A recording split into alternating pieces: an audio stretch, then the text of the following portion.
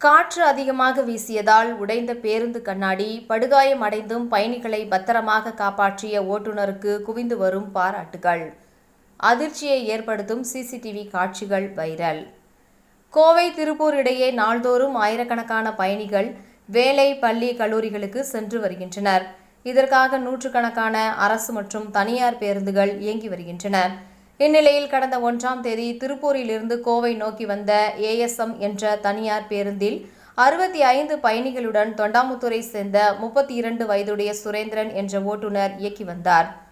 அப்பொழுது தென்னம்பாளையம் அருகே வரும்பொழுது பேருந்தின் முன்பக்க கண்ணாடி அதிவேகமாக காற்று வீசியதால் தானாக உடைந்து நொறுங்கி விழுந்தது. அப்பொழுது ஓட்டுநர் சுரேந்திரன் மீது கண்ணாடி துண்டுகள் பட்டு தலை, கை, கால் மற்றும் போன்ற பகுதிகளில் படுகாயம் ஏற்பட்டுள்ளது. அப்பொழுது பயணிகளின் உயிரை பாதுகாக்க தனக்கு ஏற்பட்ட படுகாயங்களை பொருட்படுத்தாமல் பேருந்து